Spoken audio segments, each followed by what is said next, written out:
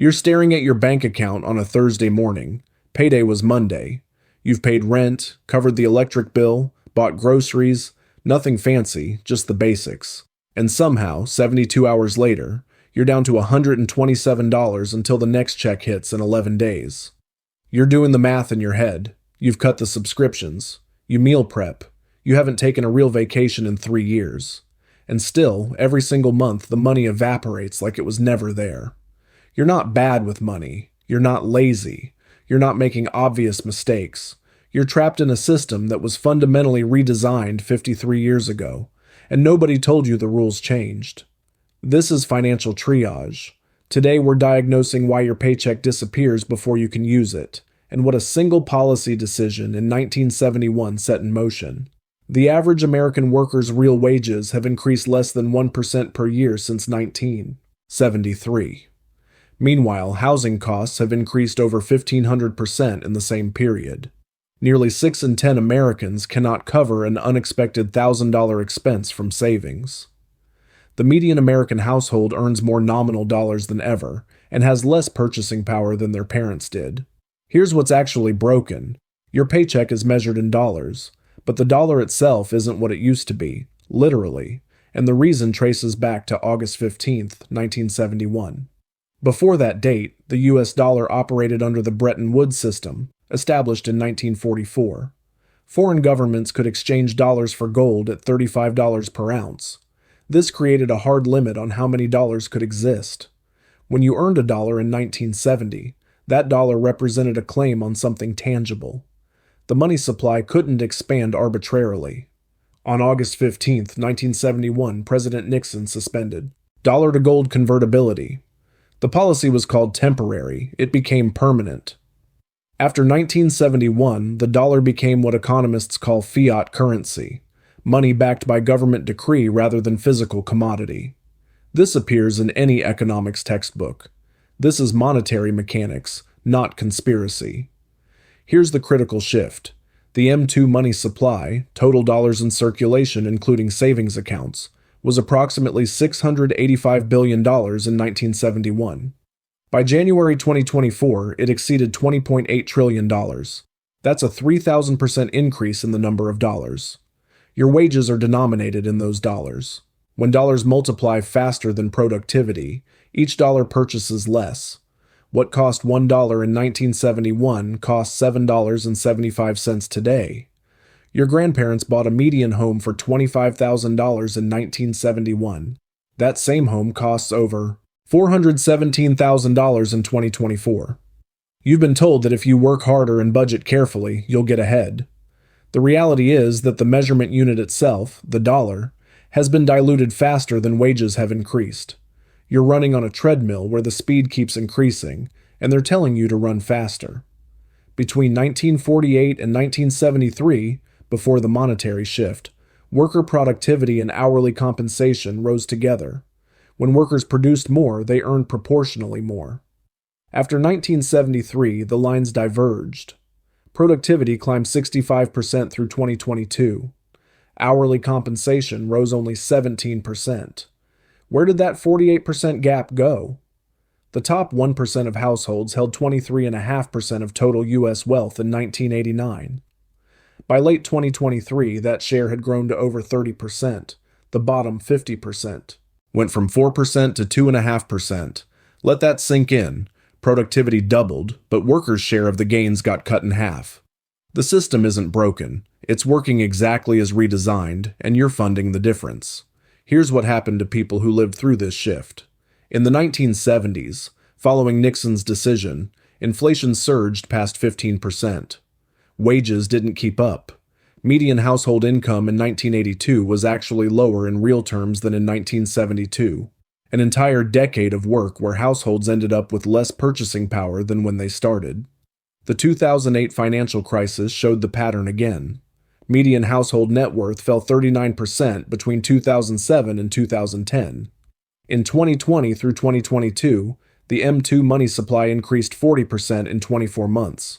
Consumer prices rose over 9% in June 2022, 3 times in 50 years, the same mechanism.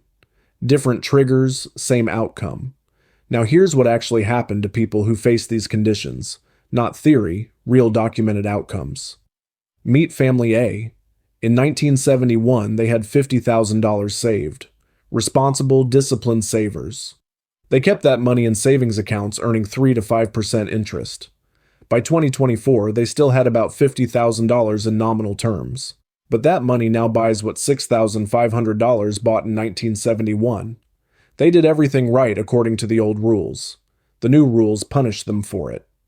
Family B bought a house in 1971 for $25,000. They earned $10,000 a year, median income at the time.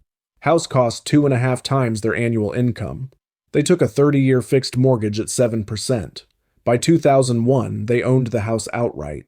By 2024, that house was worth $400,000. Same house, same neighborhood. The dollars multiplied around it. Their net worth today, $380,000. Family C rented for 50 years. They saved diligently, avoided debt, lived modestly. They have $12,000 in net worth today. Same work ethic as Family B. Different outcome. The only difference, one held an asset that inflated with the money supply. One held cash that deflated against it. Homeowners today have a median net worth of nearly $400,000. Renters have $10,000. That's a 38 times difference, and it's not because renters work less hard. Here's one more. In 1971, you could buy the median U.S. home for 2.5 times median household income. In 2024, that same ratio is 5.5 times income. You're not imagining it. The math literally doubled against you. I'm showing you these outcomes, not telling you what to do.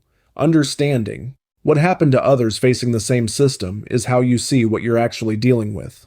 Here's why the system functions this way.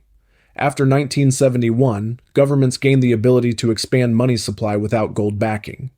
This was intended to provide monetary flexibility, the ability to respond to crises, fund programs, stabilize employment.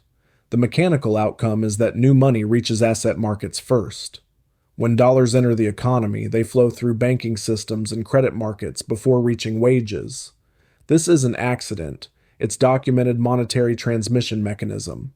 Who benefits?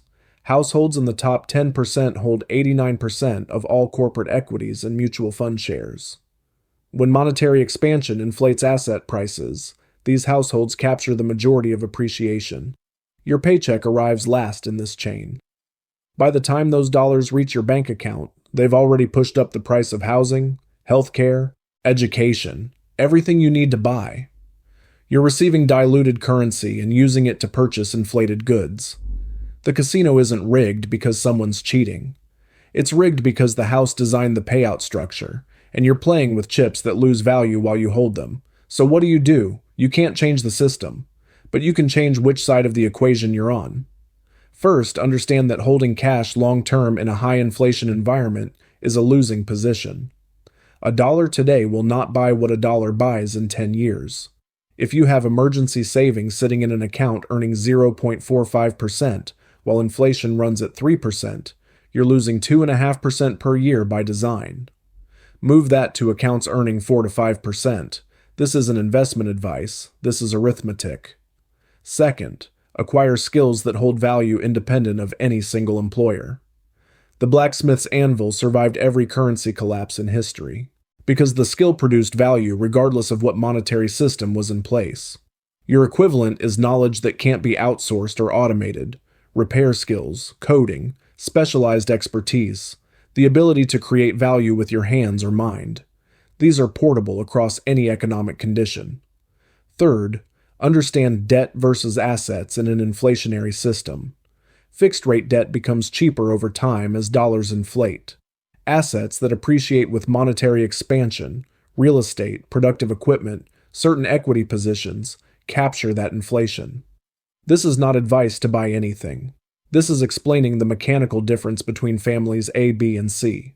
Fourth, measure wealth in time, not dollars. $8,000 means nothing. 8 months of living expenses means options. That's the number that gives you power. The power to say no, the power to wait, the power to walk away from exploitative situations. Build toward months of runway, not arbitrary dollar targets that inflation will erase. Your money disappearing in 3 days isn't personal failure. It's the mathematical outcome of a currency system, redesigned in 1971, that dilutes purchasing power faster than wages can grow. The system needs you to believe this is normal, that paycheck to paycheck is just how life works for people like you. It's not normal. It's 53 years old. It's constructed, it's maintained, and it's profitable for people who aren't you. Understanding that is the first step to navigating it differently. Financial triage exists to show you the X-ray of what's broken, using documented outcomes from people in your exact situation. I'm not telling you what to do. I'm showing you what the system does and what happened to others who faced it. Next week, the 401k trap. I'm going to show you the 1978 policy change that shifted retirement risk entirely onto workers, and what happened to people who relied on these accounts through the 2008 crash. The pattern will sound familiar, if this made something click. If you can finally see why working harder wasn't solving the problem, subscribe. Understanding the diagnosis is the first step. This is educational content. I'm not a financial advisor. Make your own decisions.